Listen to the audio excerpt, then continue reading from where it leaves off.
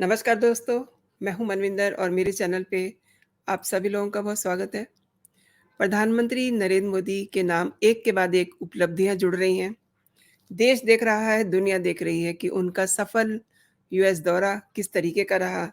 उसके बाद BRICS summit और उसके बाद जी20 और चंद्रयान-3 की सफलता ने तो पूरे झंडे गाड़ दिए, कमाल पे कमाल।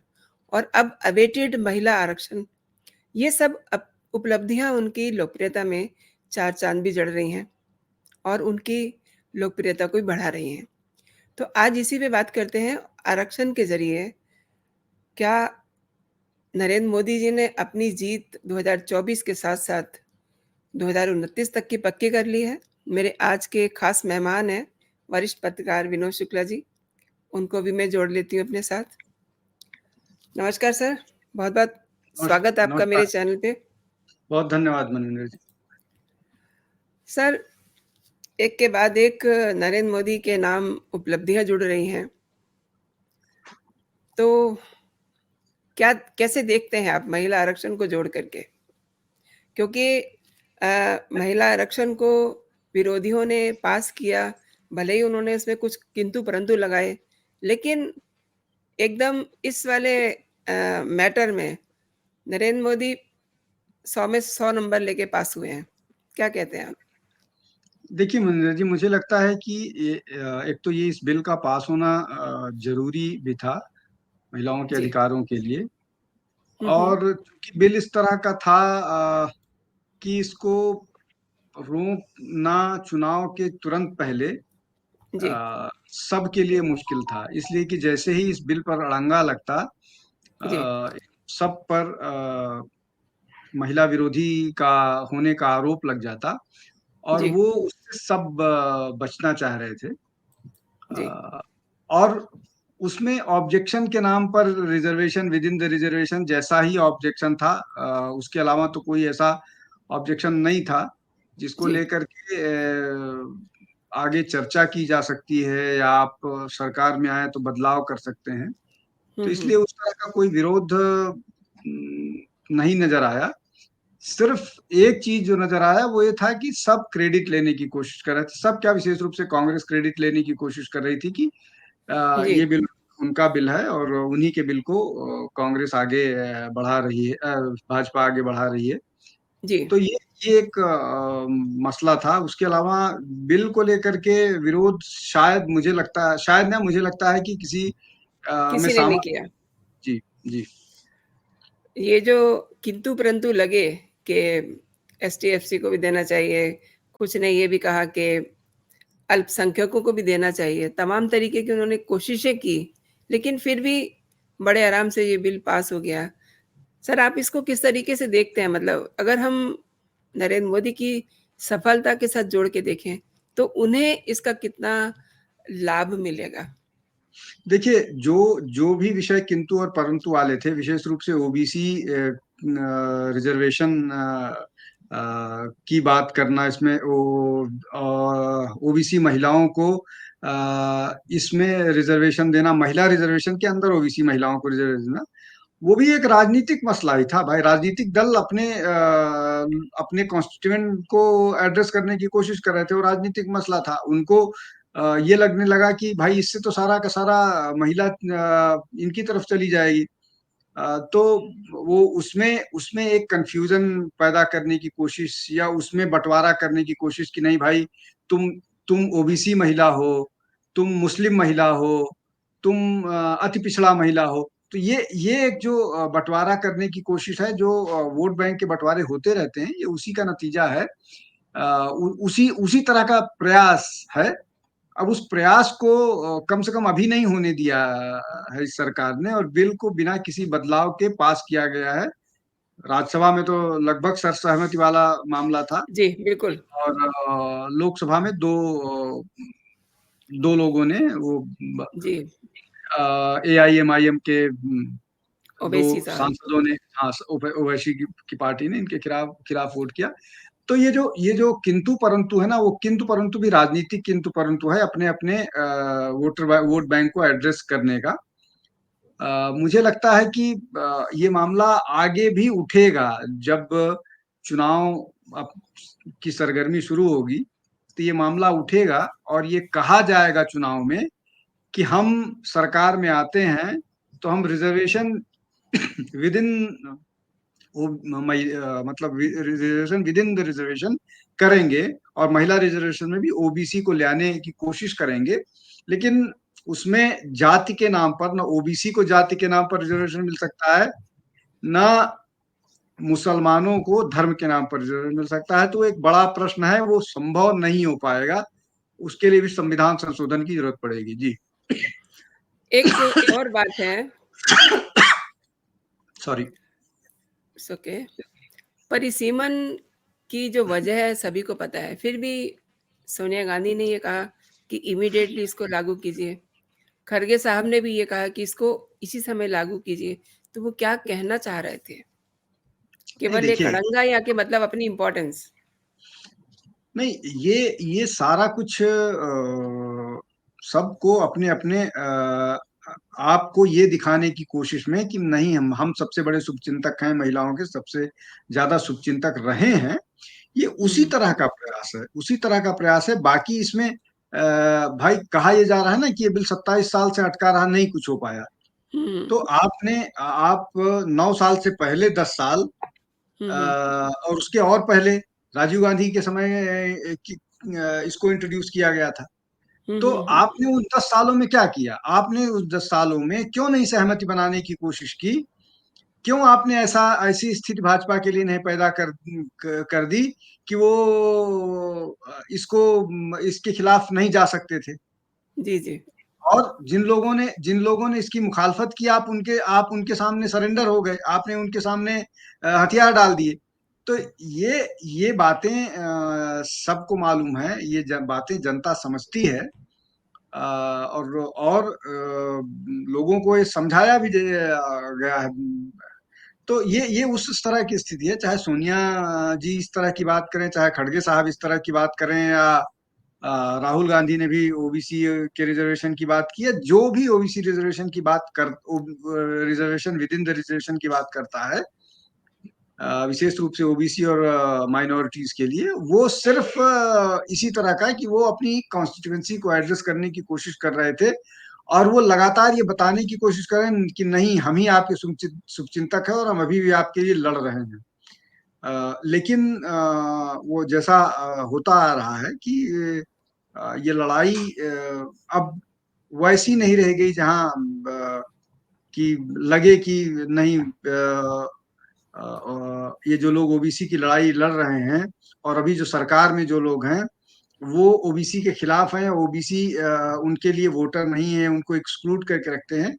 ये साफ तौर पर नहीं जाता है। वहां भी ओबीसी को अच्छा रिप्रेजेंटेशन है, कैबिनेट से लेकर के प्रधानमंत्री खुद ओबीसी समुदाय से आते हैं। कैबिनेट में अच्छा खासा प्रतिनिधित्व है ओबीसी का। बाकी एससी इसका भी प्रतिनिधित्व ठीक ठाक है। ट्राइबल, मतलब एसटी राष्ट्रपति हैं, इसके पहले एससी राष्ट्रपति थे। तो ये सारी चीजें हैं। तो ये जो सोशल इंजीनियरिंग वाला हिसाब किताब है, जी, इस काम को ये वर्तमान सरकार बहुत बेहतर ढंग से करती है। और यही तकलीफ का कारण है कि वो कोई ऐसी जगह नहीं छोड़ते हैं जहां से तोड़ा जा सके, जहां जी, से स्पेस मिले, जहां से स्पेस मिले, और उस स्पेस के सहारे दरार पैदा की जा सके। वो जी। दरार का स्पेस नहीं मिल पा रहा है। मुझे लगता है ये कोशिश वही थी कि वो दरार खोजी जाए। सर, अब विपक्ष ये कह रहा है कि इसको बिल्कुल चुनाव के नज़दीक आकर इसको पास किया गया है। लेकिन इसका जो काउंटर जवाब आया है वो इस तरीके का है कि अगर सरकार चाहती है या सरकार इस स्थिति में है कि वो कोई चीज़ पास कर सके, तो फिर वो पास होती है, जैसा कि सरकार ने करके दिखाया। तो मोदी जी ने ये वाली बात कही है कि नियत हो तो सब चीज़ होती है। जी, क्या कहते हैं आप? देखिए, इसमें दो बातें हैं। एक तो ये कि विपक्ष ये स्पष्ट करे कि सरकार इस बिल को लेकर के ईमानदार नहीं है, एक। दूसरा ये कि ये चुनावी फायदे के लिए है दो। हुँ, हुँ। दोनों कैसे संभव हो सकता है? पहला ये कि अगर अगर अभी इसमें डिलिमिटेशन होगा, डिलिमिटेशन के अलावा सेंसस होगा, तो जाकर के ये 2029 में लागू होगा। तो मतलब ये कि सरकार को ये मालूम है कि ये 2029 के चुनाव में लागू होगा, तो हुँ, हुँ। ये फायदा, चुनावी फायदा इसका कैसे लेने की कोशिश कर रही है। दूसरा ये कि अगर अगर इस विपक्ष ये कह रहा है कि इससे चुनावी फायदा ले रहा है, मतलब ये कि इस बिल के ले आने से चुनावी फायदा होता है, ये दोनों चीजें संभव नहीं है। तो या तो डिलिमिटेशन और वो सारी बातें मायने नहीं रखती हैं, और अगर मायने रखती हैं तो फिर अभी चुनावी फायदा कैसे होगा? तो जी, ये कॉन्ट्राडिक्टरी स्टैंड स्टैंड है विपक्ष का। और ये बात शायद वो जनता को नहीं समझा पाएंगे, न समझा पाने की कोशिश कर रहे हैं, इसलिए कि अपने ही स्टैंड में अगर आपका बयान आप ही की बात को गलत साबित करेगा, तो आप जनता को कैसे समझा पाएंगे? या तो ये बिल जी। चुनावी फायदा दे रहा है, और अगर चुनावी फायदा अभी नहीं दे रहा है तो क्या 5 साल बाद के लिए, अभी 5 साल बाद जो बिल लागू होगा उसको अभी चुनावी फायदा उससे कैसे मिल पाएगा? जी। जी। सर, एक चीज़ मैं आपसे और समझना चाहती हूँ। ये तो हुई बिल की बात। अपने-अपने संगठन में चूँकि ये बिल करीब ढाई दशक से चल रहा है हवा में, लेकिन अब जाकर के पास हुआ है। और अगर कोई दल ये चाहता, कोई संगठन ये चाहता, जैसा कि भाजपा के अगर पिछले 3-4 चुनाव देखें तो उन्होंने कम से कम 33% से भी ज़्यादा महिलाओं को उन्होंने टिकट दिए। 1 मिनट, तुरंत करता हूँ आपको। जी देखिए, न केवल भाजपा ने, कांग्रेस ने भी उत्तर प्रदेश के चुनाव में लगभग 40% महिलाओं को टिकट दिया था। तो हर राजनीतिक दल अपने स्तर से कोशिश कर रहा है, और मैं ये लगातार कह रहा हूं कि मान लीजिए कि बिल में कोई खामी है, मान लीजिए बिल में कोई खामी है और वो खामी ऐसी है जो आप उसको लागू करना चाह रहे हैं, तो दो तरीके हैं। एक तो ये कि उस खामी को अभी राजनीतिक स्तर पर आप लागू करें, अपने राजनीतिक उसमें जाएं, अपने राजनीतिक दलों के वहां संगठन में, अ, टिकटों में महिलाओं का प्रतिनिधित्व करें। जी, तो आप ऐसा कर सकते हैं। तो ये चुनावी उसमें आप इन सब चीजों को इस्तेमाल कर सकते हैं, और जी, आपको करना चाहिए सभी राजनीतिक दलों के लिए। तो ये किसी के लिए भी वो है। और दूसरा ये कि जब आप महिलाओं को प्रतिनिधित्व दीजिएगा, चाहे टिकट के स्तर पर है, जी, और इस तरह के कानून आपको फोर्स करेंगे, आपको जी, लगेगा अच्छा ये लागू हो गया है, 5 साल बाद इसको हम इम्प्लीमेंट करने वाले हैं, तो हम कम से कम अभी से शुरुआत करें। नहीं 33% दे रहे हैं तो कम से कम 25% दें। नेता तो तैयार करें, हम एक दिन में तो बिल्कुल। सबके पास नेता हैं। तो ये एक प्रक्रिया का हिस्सा है, आप एक दिन में शायद कुछ नहीं करवा, तो ये मुझे लगता है कि ऐसा इसमें वो है। हम देखिए, हम किसी चीज के गलत मायने, गलत मंशा निकाल सकते हैं, कम से कम अभी जब तक कुछ ऐसा नहीं स्पष्ट तौर पर नजर आ रहा है कि इसमें कोई गलत मंशा है, हम सबको इसका स्वागत करना चाहिए। और जब इसमें कुछ गलत नजर आए तो विरोध भी करना चाहिए। हर स्तर पर विरोध होगा, ऐसा नहीं है कि क्या बोलते हैं, किसी ने कोई ऐसा लिख के तो किसी भी व्यक्ति को या किसी सरकार को न दे दिया है, ना कांग्रेस को जनता ने लिख के दिया था कि नहीं, ये इस देश में सरकार बनाना आपका ही सिर्फ जिम्मा है, या भाजपा को या किसी और दल जी, को। तो डेमोक्रेसी का तो यही फायदा है, आपको जहां पर जिस दिन लगे कि सरकार आपके साथ न्याय करने में, आपके हक और अधिकारों को नजरअंदाज कर रही है, आप देश के लिए बेहतर काम नहीं कर रही है, डेवलपमेंट का काम नहीं कर रही है, आपके पास पूरा अधिकार है। आप सरकार को, जो आपको बेहतर सरकार दे पाता हो, उसे ले आइए। तो मैं वही कह रहा हूं कि अगर विपक्ष को ये लग रहा है कि इस बिल में बहुत सारी कमी है, विपक्ष को जनता के पास जाना चाहिए, अपनी बात कहनी चाहिए। सत्ता पक्ष निश्चित रूप से जाकर के ये कहेगा कि हमने इसको लागू किया है, और अपने हिसाब से बेहतर ढंग से लागू किया है। दोनों में से किसकी बात जनता सुनती है? तो 9-10 महीने की बात रह गई है। 9-10 जी, जी, महीने में दूध का दूध, पानी का पानी हो जाएगा। तो इसमें जी, अब मुझे लगता है कि ये पूरा का पूरा मामला जनता की अदालत में फैसला होगा कि जिसको जिसको आप ये कह लीजिए कि इसका चुनावी फायदा लेने की कोशिश करेंगे, तो अगर अगर चुनावी फायदा भाजपा लेने की कोशिश कर रही है, तो उस चुनावी फायदे को आप रोकने की भी तो कोशिश कर सकते हैं, ये बता करके कि नहीं, ये बिल उपयुक्त नहीं है। तो ये सारी चीजें होंगी, और हम कह रहे हैं कि आप कहें कि उपयुक्त नहीं है, आप यही कहिए कि ये थोड़ा उपयुक्त है, थोड़ा उपयोगी है, हम इसको और उपयोगी बना सकते हैं, और उपयोगी बनाने के लिए ये करेंगे। तो आप जी, कीजिए तो कुछ।